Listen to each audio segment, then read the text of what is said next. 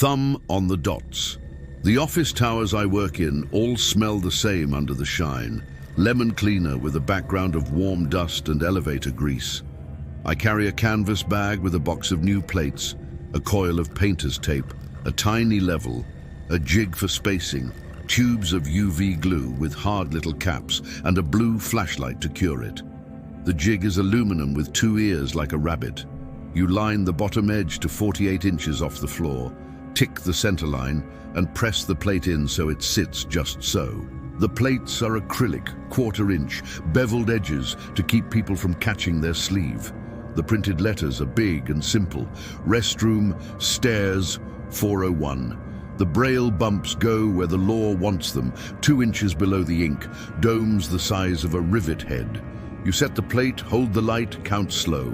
The glue goes from slick to tack to glass. You can knock with a knuckle.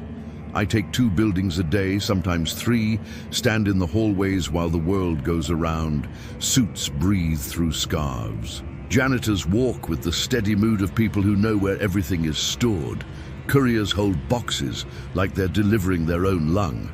There's always a bank of televisions in lobbies that don't need television, and a small hand-lettered note on a supplies door about last Friday S spill or this Thursday S inspection. The building I was on that week was called The Warren, 21 floors, a square with a bite out of one corner where they put the cafe and a patch of felt plants. The panels had yellowed where the sun got them. The old braille looked like it had been hit with a fingernail more than once. I had 3 days on the work order to take the plates off and put new ones on. Tuesday was floors 1 through 8. Wednesday was 9 to 15. Thursday I'd go all the way up to the roof, get the mechanical rooms and the locked doors with nothing behind them. That is always the part I like too much. The doors that mean nothing and then open to nothing. A blank block wall, a tube of conduit, a coil of orange rope. On Tuesday, I set a plate that read all gender and under it in standard dots, men. It took me a breath to chalk that up to a common mistake. Someone in the factory bumped the wrong rack. My thumb moved over the dots. They were right, as dots. The letters came into my head the way letters do when you learn a second alphabet, punch by punch, M-E-N. I took the plate back off and checked the label on the box. The label matched the ink. It shouldn't have matched the dots. I pulled another and another, all gender over men. I called our shop and asked if we had a cross pallet. The guy at the shop put me on hold and came back with a voice that said it was an our mess. He told me to take a picture for the factory and to go on with the rest. The building manager stood in the doorway of his glass box watching me talk to the air. He lifted his eyebrows like he thought that would help. I put the plate back up and thought about the coffee machine in the cafe, the one that made a hiss like a snake with bad lungs. When the blue light went hard, I knocked the corner with my knuckle. It sounded right. I wrote a note on my worksheet and moved on. The Tuesday run went easy from there. Restroom over restroom, stairs over stairs, room 302 over the dots for 302. The glue dried quick and cold. I kept my little level clean and my jig square. My hand found a rhythm. Glue, press, light. The elevator dinged like a small, polite animal. Phones made soft little barks when emails arrived. The carpet felt like it held the whole building tired, the way a good rug will let your feet sink and then catch them. I found the next wrong one in the service stair. Exit, printed in white on blue.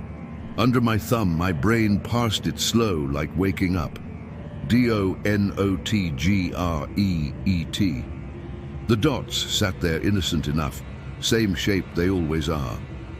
The message was plain as a winter window. I pressed my thumb flat like I could change the letters by heat. The plate didn't care. I looked down the stairs through the wired glass. No one on the landing. The bulb over level 2 buzzed and dipped when the compressor on some distant floor kicked on. A draft moved that wasn't a draft. It was one floor opening and another closing, a long breath through a straw. I told myself it was a misprint. I told myself it was a joke somebody had told a machine and the machine had done its best to go along with. I told myself to keep going. At lunch, I sat by the cafe and ate a sandwich that had too much mustard and not enough anything else. The coffee tasted like the paper cup. Spoons clinked against ceramic in the way spoons do when people have time to stir. A cleaning cart rolled by with stacked rolls of bag liners that looked for a second like a tower of tires for a very small car. The cart ES radio was turned down almost to zero, so only the sibilance out of a voice made the air move. Another advisory, temper, later in the week. Please hold. The manager pinned up a sign about a water shutoff scheduled for Thursday from 2 to 2:30. He put 3 pieces of tape on it, and the tape made a triangle like a warning label. I ate the sandwich, and everything in me gathered to one corner, like a dog on a rug when the floor shakes. By afternoon, I didn't need the cheat card I keep in my pocket for the handful of weird contractions that show up once a month. The dots told their story as fast as I touched them. On 12, there was a plate for a room that didn't exist on the plan. 1312, ink, plain as anything. I checked the floor map, squared in the corner. The 2 tenants there were a software firm with a name that sounded like a sound and a staffing outfit with a name that sounded like a promise. No 1300 series at all. I checked the box. That plate was in there like it belonged. The braille under the blank ink didn't say a number. It said KEEPPALMFLAT. I laughed a little at that. It came out more a push of air than a laugh. I turned the plate over. On the back, there should have been the machine marks of the domes, but there was nothing, just hot, dark acrylic that looked like it ought to smell like plastic and didn't smell like anything at all. I put the plate back in the box and slid the box on the shelf under the corridor window where someone had left a stapler that had rusted inside and dented the carpet. The dent had a memory. It kept the stapler's shape long after the stapler itself was gone. At 4:23, the elevator stopped for no one. I know the little pauses certain buildings make at certain hours, the way you learn the relief valve sound in your own house when the washing machine lets go. This stop was too clean. It had the feeling of a line held and then released. The doors slid open and didn't chomp on air the way doors do when there is no foot in them. They held open one breath longer. I had my hand up to push the closed door button because you do that like you run your finger over a stain to see if it lifts. The face of the button had dots on it I had never noticed. They're not for use. They're just there to tell you what the button is if speech fails. Under my thumb, those dots warmed. The warmth wasn't heat. It was what you feel when you put your hand to a window and someone on the far side has just moved away. HOLD, the little rug of dots said. I did. The doors thanked me by sliding shut without that annoyed whine. I went home and put the plate that read laundry on my kitchen table. I had pulled it a week ago from a low-rise where the janitors had left handprints in dust behind the old ones, and the installers before me had used silicone that cured the wrong color. It's one of those habits, taking a sample home to look at. The ink said, laundry, white on blue, no nonsense. Under my thumb, the dots spelled HOME. The room temperature was a small thing I lived inside without noticing until then. It made the air feel almost parted with my hand. I flipped the plate. The backs of domes leave a kind of field you learn to look for. Tiny craters in reverse that mean the front face is true. This back was smooth. Even where the machine should have left chatter, there was nothing. Where the domes should have been were only ghosts. Not a line, not a scratch. Just the idea of a shape if you didn't look directly at it. When I pressed the front face, something answered from the reverse. Not pressure, just intention. Like a prayer said by both people as a joke that the joke forgot to be. I slept the way I have slept since I moved into this apartment. Bad at first, then a blunt couple of hours. Then the night opened like the door of a walk-in freezer and I woke sweating. The building settled around 2. There are always a few trucks that go by on the avenue and make a herd of light on the ceiling.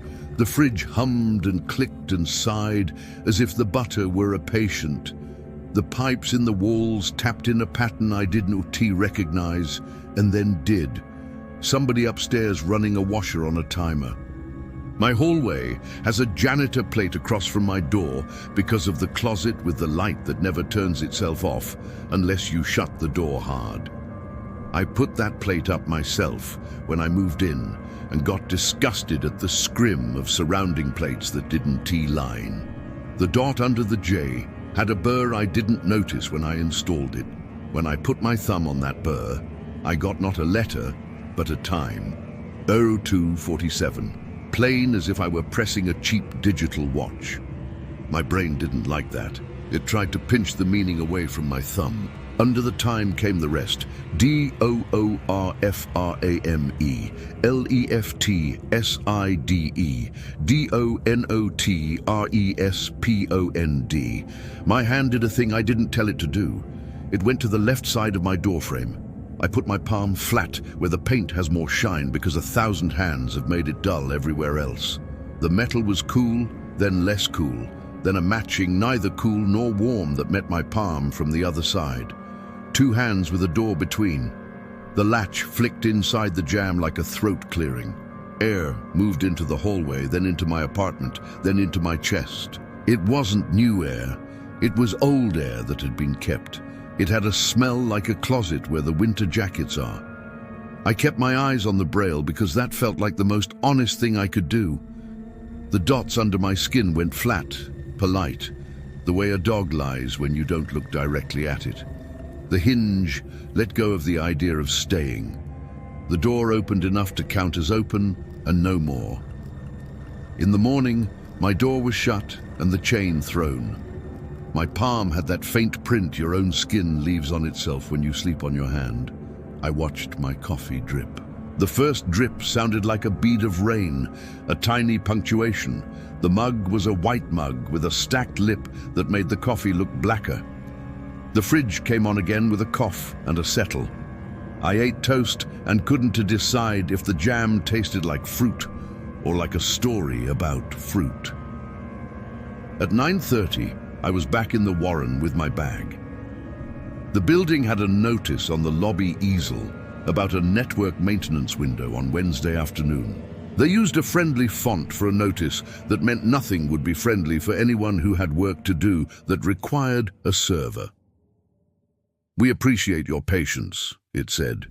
The security guard at the desk had a newspaper, the real kind. He had it folded down to the small column at the bottom where the weather sits. He looked at me like I was a person he knows he has seen before. I lifted my bag and said, "Plates." And he nodded once. On 9, I took down a plate that read, "Mail Room," and put up another that read, "Mail Room," because they had decided to close the space between words like it would save them something. The braille did the right thing under my thumb. Then it didn't. Then, under the new word, it spelled WAIT. And then, before my head could argue it down, a second line I hadn't felt on any plate before, WHENTHEARRIVES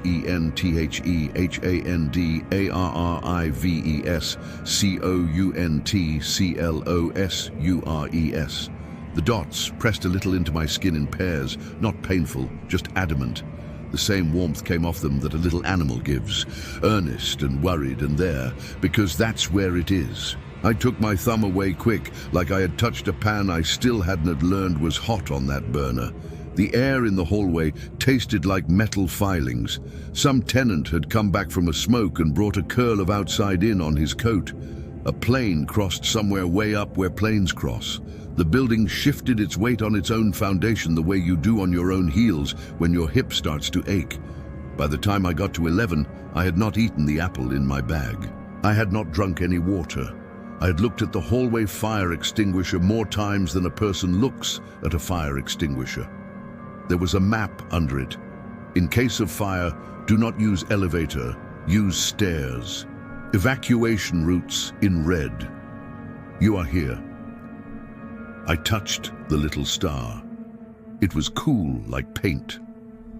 I thought about the wrong exit plate from yesterday and told myself again that the bites of the world had gotten a tiny bit crossed. Machines spit things into existence all the time. If you give a machine bad instructions, it makes you the exact wrong thing beautifully. In the service corps, a building engineer with a jacket that read some generic company S name was running his palm down a stack of duct. He was feeling for a vibration that would mean the belt was off a wheel somewhere you couldn't see. I nodded at him. He nodded back. The braille under the phone in the hallway that calls the security desk read all of a sudden SAYNONAMES, then HOLD. I kept walking. It felt like the building had 1,000 tiny mouths and they had all learned to whisper. The compressor from the 12th floor chilled water plant made a click that was not a click so much as a human throat noise. Somebody had taught it for a party trick. At noon, the cafe ran out of the soup before the lunch rush got there and put up a sign that said substitution. The sign made everybody nice. When the menu lies, people show what they wish they were. A woman in a blue sweater said it didn't matter and then said please twice in a row. The guy behind the register ran the barcode scanner and every beep sounded like a worried bird. I kept thinking of the warning, do not greet. It landed in my head and made a house there beside the other warning, keep palm flat. I could feel the plate in my bag where I had put it that morning, stupidly bringing it back to work like I was going to show somebody. It had gone from object to companion by the 3rd stairwell. At 2, the network blinked. Lights on small boxes under tables went from alive to thinking to confused. The people didn't turn off like the boxes. They did that office thing where you lean back and sigh and turn to the person nearest you and make a mouth like, hey, what can we do? Emails did not go. Messages did not arrive. Phones turned heavier in hands and got put down with the care you put a small sleeping thing down with. The intercom coughed, a feedback thump, and then a voice. It said, network outage, please stand by. It didn't say how long. It never does. The elevators jogged and then remembered themselves. The lobby televisions went to a blue field and stayed there with a calm that made my chest tight. That was when I decided to finish the floor and leave the room that didn't exist for last, not because of any superstition, but because I didn't want to be there when the day regrew itself. I kept working, and the dots kept saying things that had nothing to do with room numbers. On a door marked storage, the braille said STAYNERTHEWALL. On janitor it said ANSWERONLYWHENADDRESSEDBYCLOSURE. The word closure showed up again and again in different places where it didn't belong.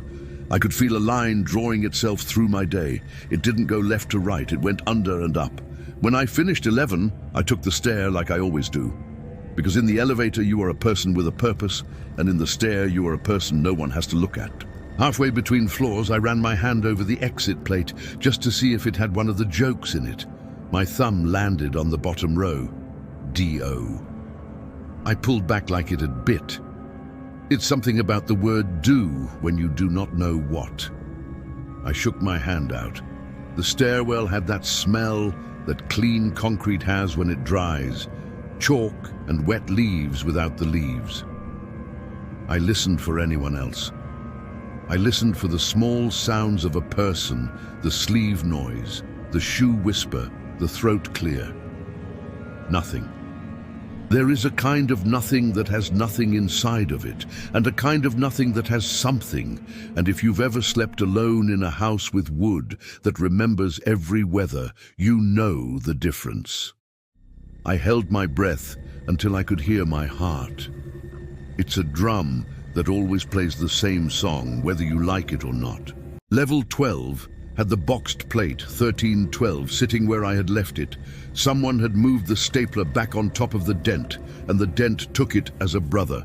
The light in that corridor always turned on 1 second after you had already committed to the dark. When it bloomed, I was there with my bag open. I took the plate out. I put it in the jig just to feel the weight of the motion. I put glue in 3 thin rails and hit the light and held it there. The dots under the blank ink said KEEPPALMFLAT. I did. I kept it flat. The plate adhered with the small song of tight plastics that have found what they wanted to be on. I pressed the corners with my thumbs, like I always do.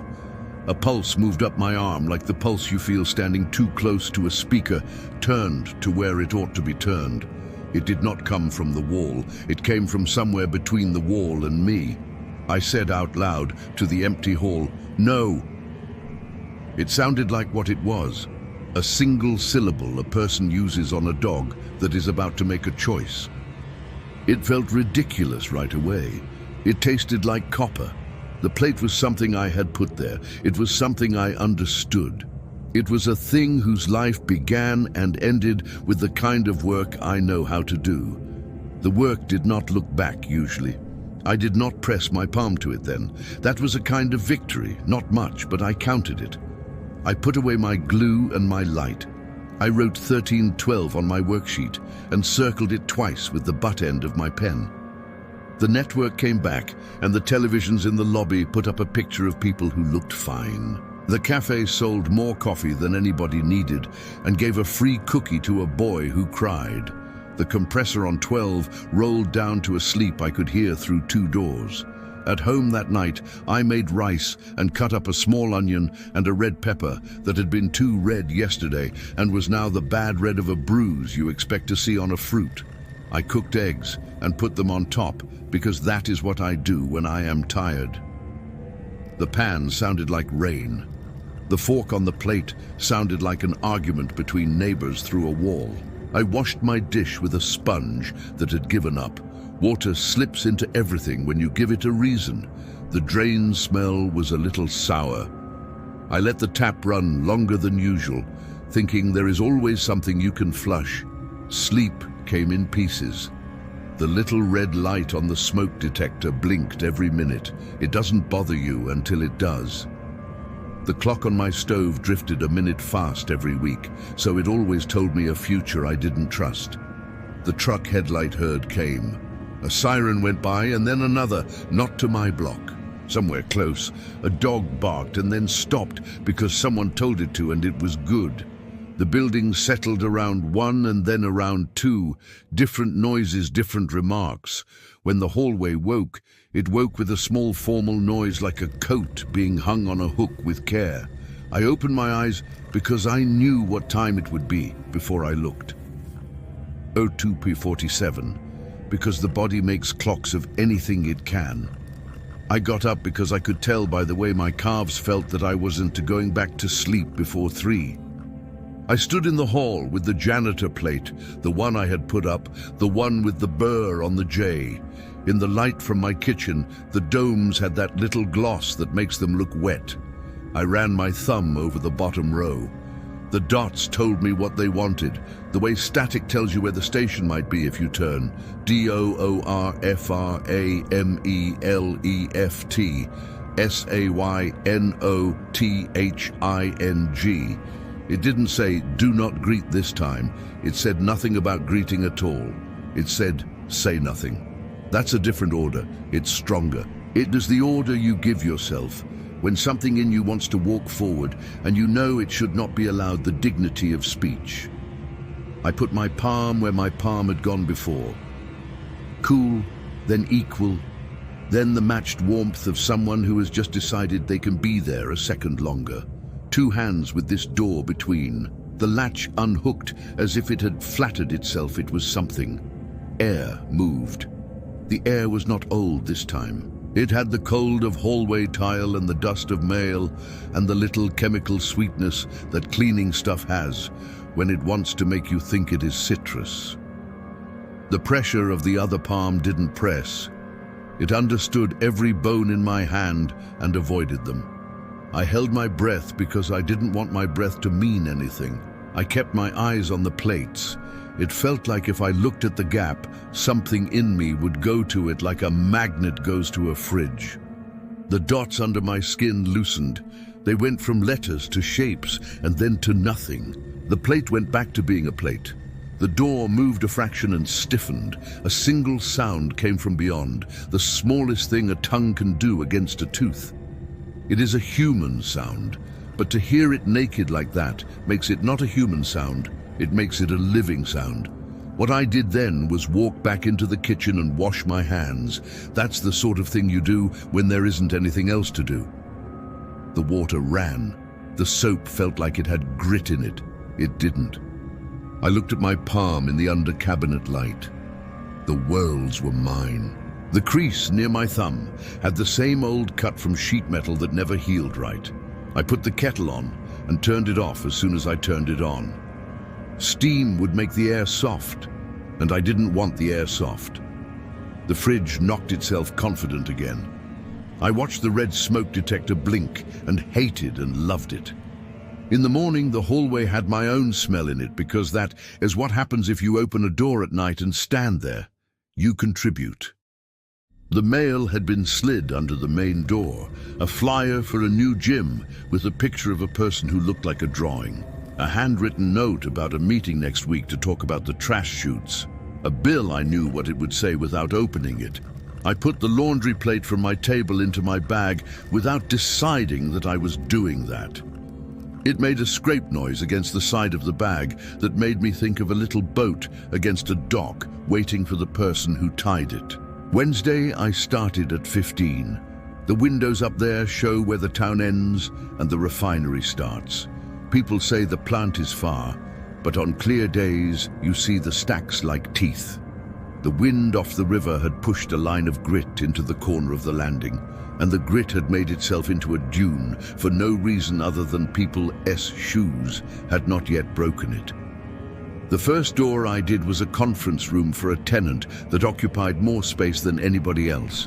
The old plate had been hung too high, a common sin. The new plate sat low where it should. The braille under conference said CONFERENCE.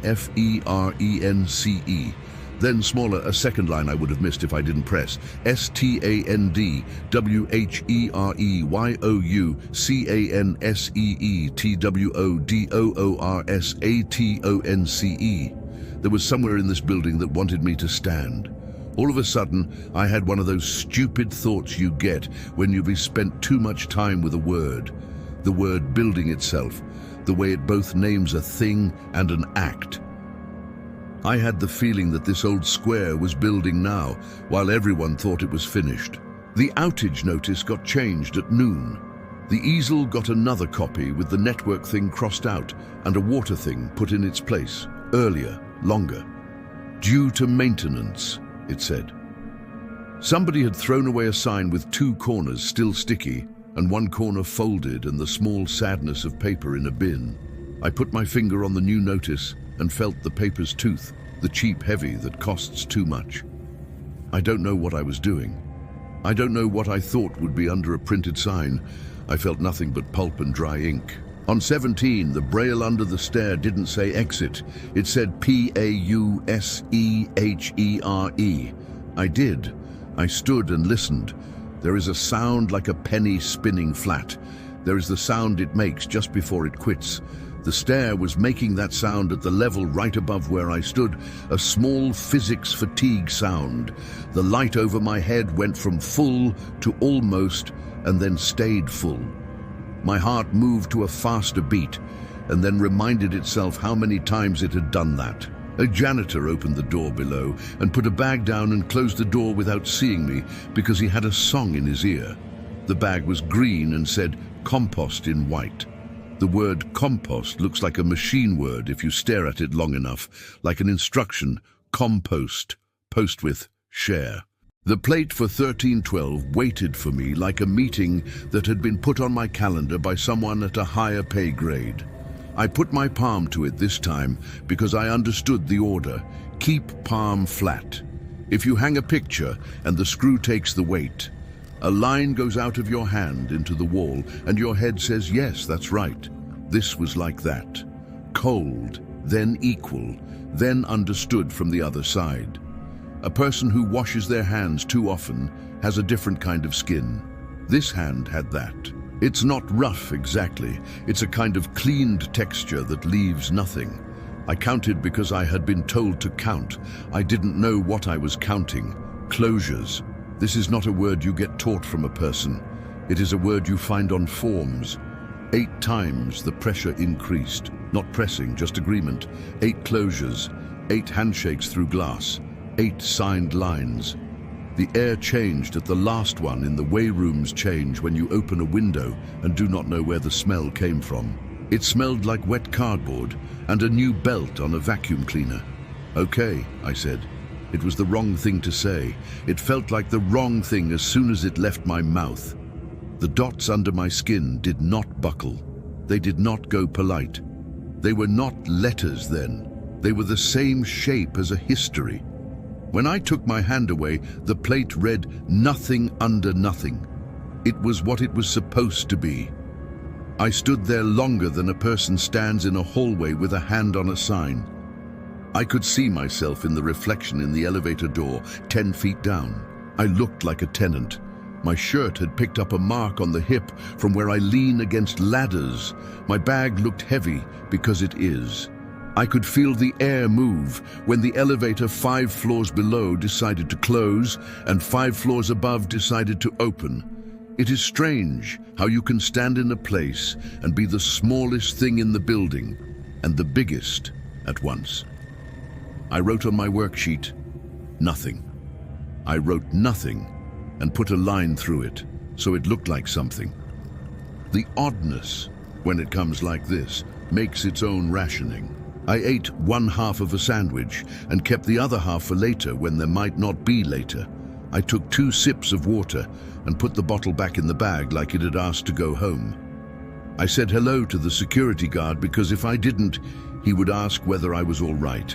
He said, "Cold out," and I said, "Sure is," and we agreed as 2 animals might to the thing we could agree about without getting into what the air inside had become. By late afternoon, there were notices taped to the walls about a test of the fire alarm system on Thursday morning. The paper looked familiar because all paper looks familiar in office buildings. One of the engineers, a man with a soft face and a hard walk, told me I should be finished on the upper floors before then. I said I would be. My calendar had a thin red line through tomorrow. It looked like a scratch a small child would make on a hand. The braille on the fire alarm pull station read PULLONCUE. I didn't know what the Q was. I looked at the word, and the word looked back the way words do when you look at them too long. The carpet made the sigh noise it makes when someone wheeling something heavy goes over a seam. Somewhere a door closer let a door do what it does. Back in my apartment, the kettle decided it could whistle. It hasn't whistled in a year. It made the little bird sound and then went shy. I turned on the radio. The radio insisted on one station and nothing else. The man reading the news was a voice I thought I had known for a long time and maybe did. He said there would be fog overnight, where there had been no fog in the forecast. He said the river would be closed to non-essential traffic for a few hours while they checked some gear on the bridge. He said it was nothing to be alarmed about. The word nothing is a helper in bad times. It wears itself out like an old shirt. Sleep came like a nervous neighbor. I kept my eyes closed because if you don't, you start cataloging.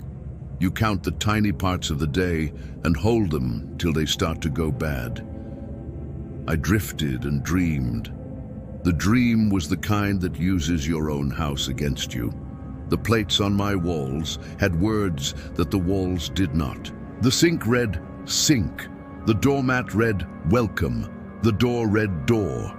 The braille under everything read other things. On the window, keep palm flat. On the fridge, HOLD. I woke with my hand on the sheet where the bed makes a throat. I decided I would finish the Warren and then not take any more towers for a while. There's work at the hospital out on Kingham Road, all single floor, decent pay, and they do the right kind of coffee in their little cafe. The work orders don't tell you where a week will drop you. You have to decide your own boundaries. Mine have always been thin. That's how you get good at the small work. You let everything in. Thursday was cold before the cold admits itself. The sky had a color like a bruise you don't want to prod. The building had mist in the lobby that was not the weather, but the machines deciding how to show what the weather might be. There were more notices. The notices had a tone to them, like a person who is not quite angry at a child. Fire alarm test, 10, 10, 15. Water shut-off, 1-1, 30. Elevator inspection, delays possible. People nodded at them the way people nod at the tide. What else can you do?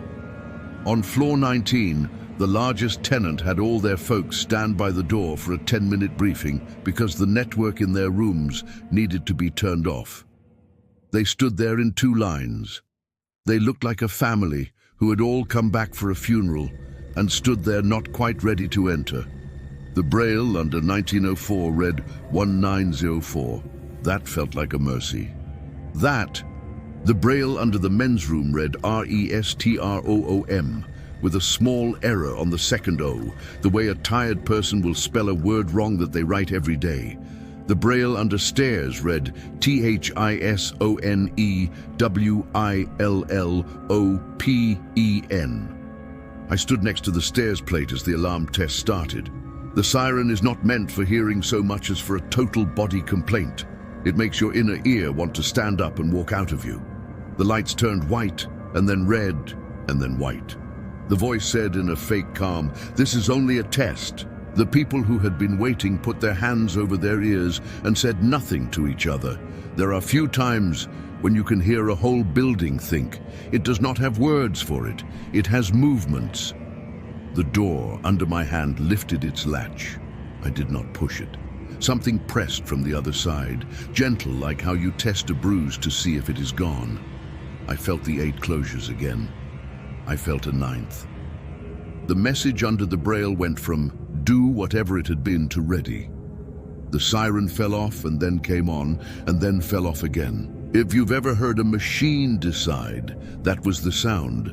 The door in front of me cracked and then stopped. The gap was a line. Air slipped and then changed its mind. I could smell something like the inside of a phone when you either breathed into it too long. The alarm shut off exactly at 10:15. The notices had been right. People unclenched at the shoulders the way tent poles do if you loosen the strap. The elevator inspectors stood in the lobby in coveralls with the names of other people stitched on their chests. They looked up at the tracks like they were counting teeth. The door I stood by went back to thick and personal. The little piece of metal where you can see the latch sat there shining as if it had always sat there. Down on 12, I walked to 1312 like a magnet. There are habits you pick up quick when your body thinks it has learned a new door to the world. I kept my palm flat. The plate made that agreement with me. The numbers in my head lined up like a password. The dots offered no word. I could feel them without touching them, the way you can feel the last steps in your own stair in the dark. I waited for the closures. They came in a different pattern. 3 and then 4 and then 1 and then nothing. It owed nothing to the number 8. It obeyed something I did not know. When the last small pressure receded, it left a space where it had been like how a heavy thing leaves an imprint when taken away. I told myself to stand where I could see 2 doors at once. I moved to the little corner between the stair and the elevator. Someone had told me that yesterday. It had been the braille on 11 or on 9. I did what I was told because I had already started. What arrived was not a person. People take possession of air. They make a disturbance and then pull it into themselves. This arrival refused both things. It copied the air and then it replaced that copy with more of itself. The elevator doors did not like it. They closed and opened in a cycle I had never seen, as if not wanting to expose what was in their box. The lights in the ceiling buzzed to a pitch that made my left eye water. Down the hall, a woman came out of a copy room and looked right through the thing that was happening and walked into it and came out the other side and didn't know she had done either. My body decided it would like to sit down. My knees told it not in the polite way knees do, which is to inform without begging. If you had asked me to greet it, I would have said no, because that is a deep thing, that word greet. It is a human door. We greet the living. We greet dogs and ministers and cousins, and the man who charges us for permits. We greet the new year and the middle of a long walk. I had the feeling that any greeting from me would be stolen and used like a key someone had copied against a grocer S-glass. I said nothing. I held my palm flat and felt the plate under my hand become absolutely dumb.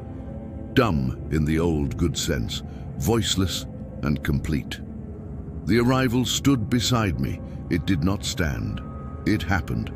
I could feel it measure the length of the door and make corrections in the way a craftsperson will correct a line with their eye.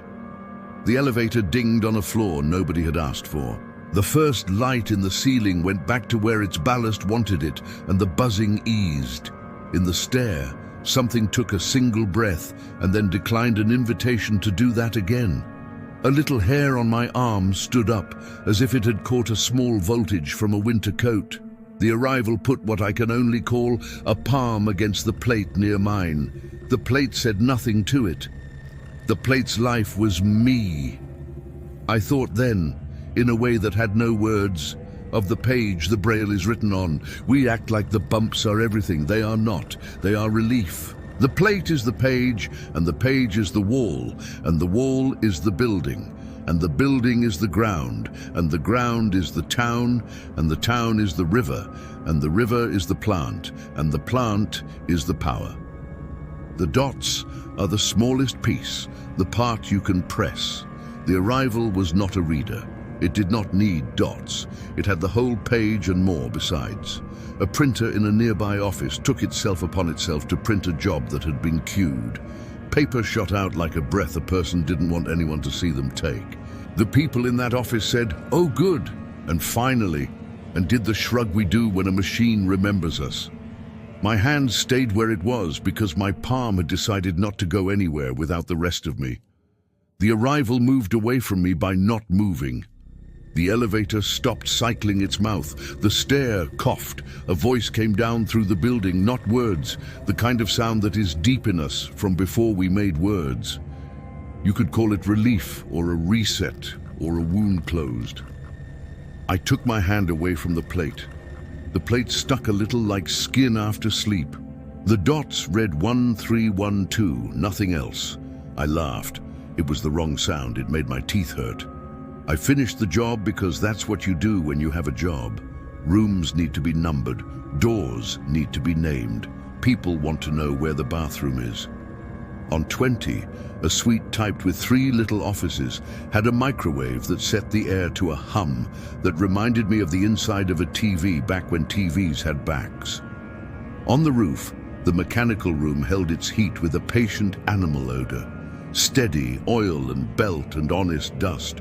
The wind at the edges tasted like other cities. The plant showed the brown up curls of whatever they were doing that hour. A gull found something in those curls to live on. I stuck the last plate and hit it with the light and waited the count and knocked it and wrote the time on the sheet and let the pen hang from my fingers a second, heavy and explaining nothing. When my bag was lighter and the day said it would like to be done, I turned in my sign sheet and my notes. The manager looked at 1312 and didn't react because 1312 means nothing to him. He said thanks. He said they'd call about the hospital job if the hospital wanted my company to do the work. He said, "Hey, did you hear about the lock issue?"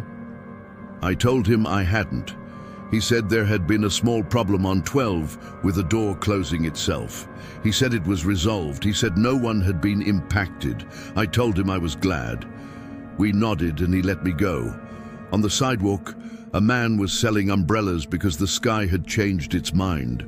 I bought one even though it was not raining. The umbrella made me feel like I could hold a shape above me that belonged to me. In the grocery store, I bought a loaf of bread, a package of eggs, and a jar of pickles so I could feel like I was buying something alive in a glass. The barcodes beeped like they do, a small sound that tells you you have been seen and counted and will not be allowed to leave without notice. Back home, I set the laundry plate back on the table because not bringing it back into the apartment felt like lying. I made eggs and toast. The eggs cooked too fast because the pan was hot and I was impatient.